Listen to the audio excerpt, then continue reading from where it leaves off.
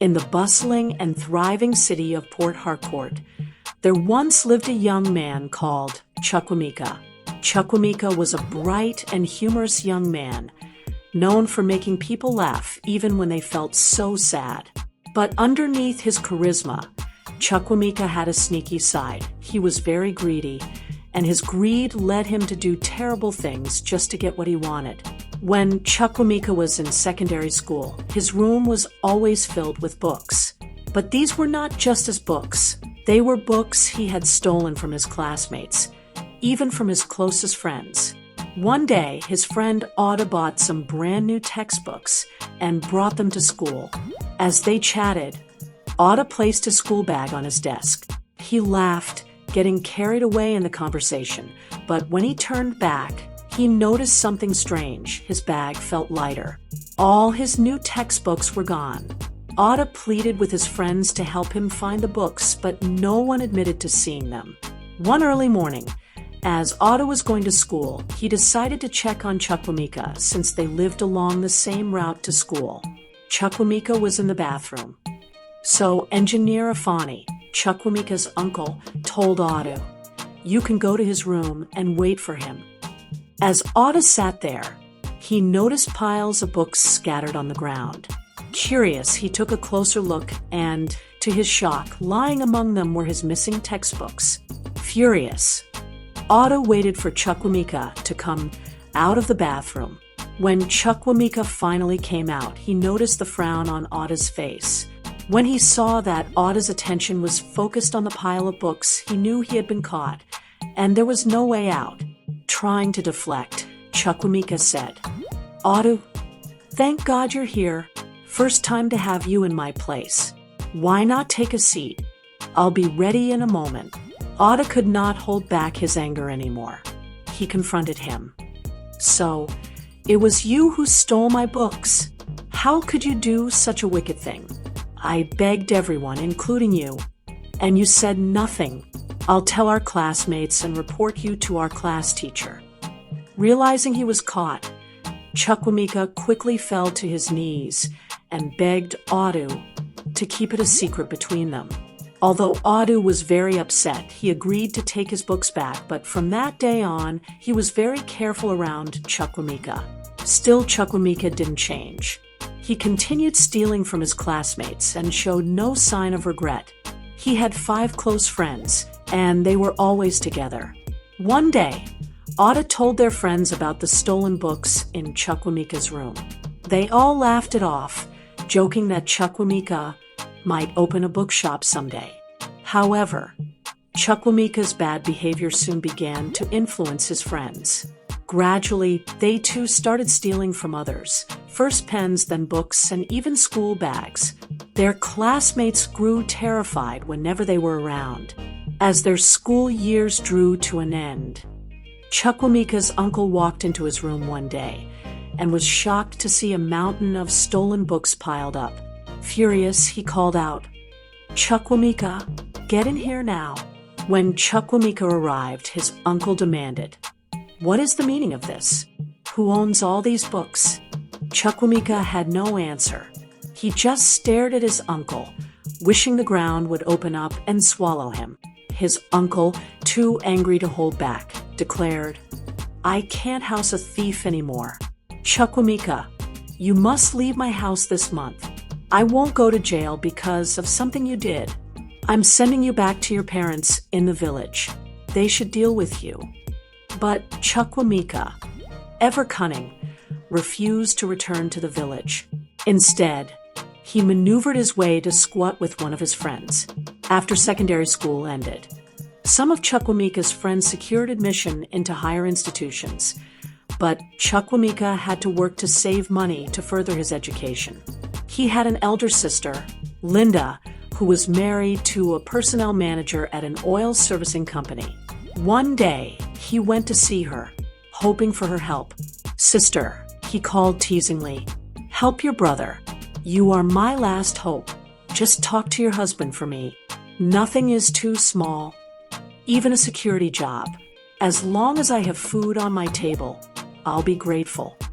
To help you get a job isn't the problem, but I fear helping you might destroy my marriage and ruin my husband's career, Linda said, concerned.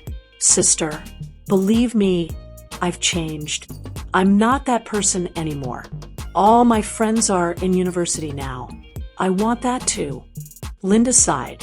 I'll talk to my husband for your sake, but you must promise me something. You'll behave yourself and not cause any trouble that will bring shame on us. I promise. If I cause any trouble, they should sack me immediately. Chukwuemeka vowed. Linda spoke to her husband, and he agreed to help. The personnel manager advised Chukwuemeka to apply for a position as a store assistant. After reviewing his application, Chukwuemeka was employed and sent to work in the store. At first, everything went well. Chukwuemeka was hardworking and punctual, and everyone liked him.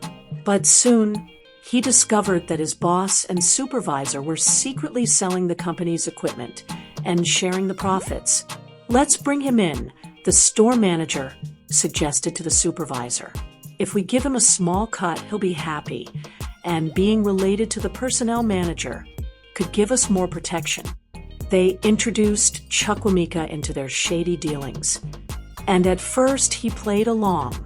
But before long, his greed took over, and he began demanding a bigger share of the profits. This angered his boss, who then called a secret meeting to figure out how to get rid of Chukwuemeka without arousing suspicion. That brat, we helped him, and now he wants to dictate terms to us, the manager fumed. Who does he think he is? It's said that the stubborn fly follows the corpse to the grave, another person commented. After much planning, they decided to transfer Chukwuemeka to manage a store at one of their project sites, unaware that it was a trap. A few weeks after Chukwuemeka took over the store, auditors from the main office arrived to inspect it. During the audit, they discovered that equipment was missing, including 50 packets of electrodes that had been delivered just 2 days earlier. Sir, this isn't true, Chukwuemeka protested. There's a mix-up somewhere. I have no idea what you're talking about. But no one believed him. He was suspended for 2 months and given a letter stating his punishment. He rushed to his sister's house with the letter in hand. Sister, look at what they've done to me, he cried. Linda was shocked. Suspension? What happened? What did you do? But I warned you. Chukwuemeka knelt before his sister, sobbing. I swear I'm innocent. I didn't do anything wrong. Please believe me. With tears in her eyes, Linda comforted him. Stand up, my brother. I believe you. We'll get to the bottom of this. The personnel manager suspected foul play and decided to investigate. After comparing records at the main warehouse, it was discovered that no equipment was missing. The personnel manager confronted the auditor responsible for the false report. It was a mistake, sir. I was following the store manager's instructions, the auditor admitted. That's no excuse. You almost destroyed someone's life, the personnel manager scolded. In the end, Chukwuemeka was cleared of all wrongdoing, and the store manager and auditor were let off with a warning. The personnel manager ensured that Chukwuemeka was reinstated and fully compensated for the embarrassment he suffered. When Linda rushed to tell her brother the good news, she expected him to be thrilled. But instead, Chukwuemeka wore a sly smile. I knew I was being set up, he said. But don't worry, they will hear from me soon.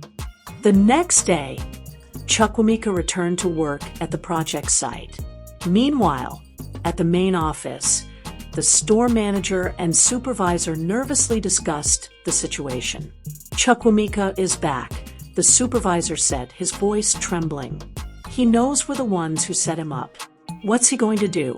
Kill us? The manager spat, his voice thick with anger. Fine, let him come and kill us all at once. Or better yet, we should just prostrate before him since he has a godfather. But I warned you about the consequences, someone muttered. Consequences? Nonsense. It'll be fine. If you don't resume duty today, I'll hand you a query letter, the manager snapped. Off I go, sir. No need for a query, came the curt reply. Just then, they spotted the area manager stepping out of his car, heading straight for the store. Everyone, get serious. The general manager is coming, the store manager barked. Good morning, sir, the store manager greeted with a forced smile. Good morning, the general manager responded, barely glancing at him. His eyes scanned the shelves as if searching for something. Is everyone doing well today? The general manager inquired, his gaze still roaming. By the way, where is Chukwuemeka? He was supposed to resume today, the general manager asked. Yes. The store manager stammered. I heard he's at the project site. Oh, okay. That's fine, the general manager replied as he turned to walk to his office. Mr. Salim, the general manager, an Egyptian known for his no-nonsense attitude, was respected by all. As soon as he settled into his office, he issued a directive for Chukwuemeka to return to the main store the next day. The following morning, Chukwuemeka reported back to the main store bright and early. The store manager and supervisor were taken aback, not knowing about the general manager's directive. Chukwuemeka, the store manager said, forcing a smile. I heard you resumed work yesterday. Yes, sir, Chukwuemeka replied, struggling to keep his anger in check. So, why didn't you go to the project site today? The store manager asked. Oh, I was informed yesterday that the general manager instructed my transfer back here, Chukwuemeka explained. But I wasn't notified, the store manager argued. Sorry about that. Maybe he'll inform you today, Chukwuemeka said, his tone laced with mock politeness. Boss, with the GM himself bringing Chukwuemeka back to the main store, we need to watch our backs, the supervisor warned. As Chukwuemeka settled back in, he began reporting directly to the general manager, bypassing the store manager entirely. Sir, did you notice that Chukwuemeka now reports directly to the GM? One of the staff complained. The store manager, troubled by this development, went to discuss it with the general manager. Good day, sir, the store manager began. Good day, manager. How's everything going at the store? The general manager asked, his eyes still on a stack of files. No problem, sir. Everything is going as planned, the store manager replied. Okay, the general manager said. Sir, I noticed Chukwuemeka is now reporting directly to you. He's still under my supervision, though. Are you aware of this? The store manager inquired. Do you have an issue with that?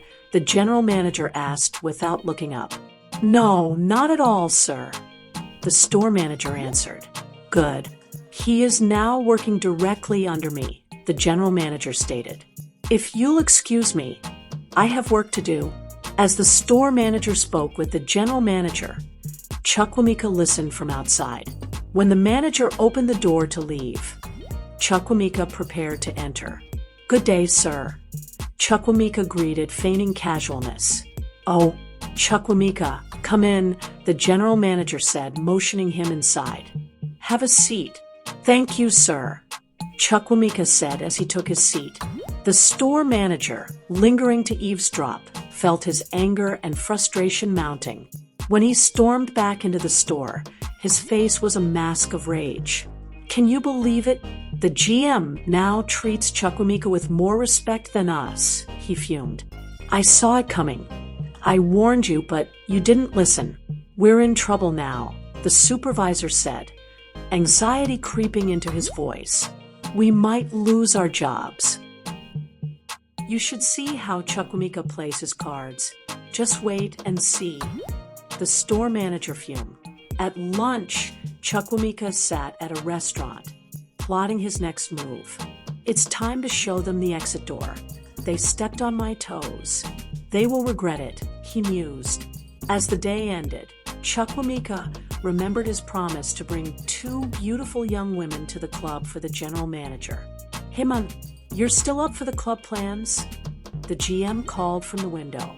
Of course, I will deliver on my promise, Chukwuemeka assured him. That evening, Chukwuemeka fulfilled his promise and was rewarded with clean bills of 1,000 naira notes. "Thanks so much. You've proven yourself trustworthy.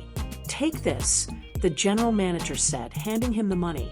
"Thank you, sir," Chukwuemeka replied, turning to leave. Meanwhile, some sharp-eyed store workers began switching sides, sensing that power was changing hands. Soon after, Chukwuemeka seized his chance. He gathered incriminating evidence against the corrupt managers, set them up, and exposed their wrongdoing. With help from his in-law, the implicated managers were arrested. After a thorough investigation, they were dismissed from the company. The general manager personally sacked the store manager, the supervisor, and their loyalists who hadn't switched sides. The dismissal of the former managers for stealing the company's equipment was swift and harsh.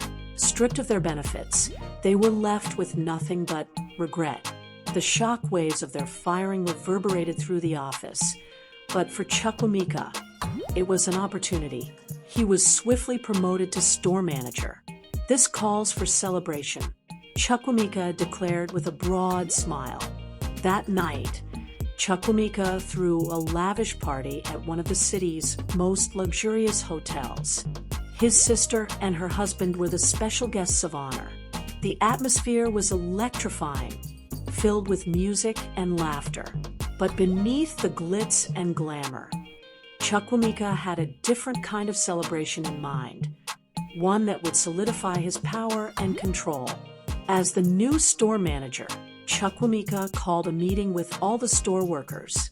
The venue was his house, where he addressed them with an air of authority. "In this regime, it's all about chop I chop. I've got your backs, and you've got mine. What happens to one of us happens to all. We must look out for each other. Any fumble is grounds for drilling." "You hear me," he said with a commanding tone. From the crowd, someone shouted, "3 powerful koza for our able store manager." "Koza, koza, koza," they chanted in unison, their voices echoing the cheers. Chukwuemeka had now secured his place at the top, a position of enviable power thanks to his connections with the general manager. Even his brother-in-law recognized the impressive authority Chukwuemeka wielded within the company. He meticulously handpicked his team, covering all bases, from security to police connections, suppliers, the transport department, and accounts. Whenever he needed to move equipment, he orchestrated it with such precision that there was never a trace left behind. Chukwuemeka was a master strategist. Once, he planned to relocate 6 heavy industrial welding machines from a construction site. These massive machines were not something that could be moved without causing a stir, but Chukwuemeka had it all figured out. "Boss," his team protested, "this job is too big. Let's just take 2, or better yet, leave it all together." But Chukwuemeka was adamant. "Look here, if you get sacked today, you'll leave with nothing. Take advantage while you can. If you're too scared, you can leave," he said, pointing to the exit. "But don't expect any bonus if you walk away." Everything was set for the grab, except for one security guard on the night shift who refused to budge. "Oga, this is too much. Count me out. I'd rather stay poor than partake in this wickedness," he said firmly. Chukwuemeka and the buyer, a well-known businessman, tried every tactic to convince the security guard, even offering him a substantial cut from the sale. But the guard remained resolute. Chukwuemeka, growing impatient, declared, "You'd rather die poor? Fine. I'm just a businessman exploring opportunities. But don't expect any pity from me." Furious, Chukwuemeka arranged for the security guard to be transferred from the project site to the office complex. At the office, he was framed for an offense he didn't commit: negligence of duty, resulting in the loss of 6 drums of engine oil and 1,000 liters of diesel. The guard, the team leader on the night shift, was held accountable. He was dismissed immediately. Desperate, he begged Chukwuemeka for mercy. "Sir, I'm innocent. I have 5 children. If I lose this job, they'll have to drop out of school. Please, save my job, he pleaded. Chukwuemeka's response was cold. I warned you. Now you need my help. Sort yourself out. I'll face my challenges and you can... Do you think Chukwuemeka will get away with all his atrocities? Will the security man ever get justice? Join me in part 2 to find out. Thank you for watching up to this point. Please like this video and subscribe to this YouTube channel. Turn on the notification and share this video with friends and loved ones. It helps the YouTube algorithm show this video to more viewers. I would also like to have your feedback, so please continue to drop your comments. Watch out for the next video. Bye.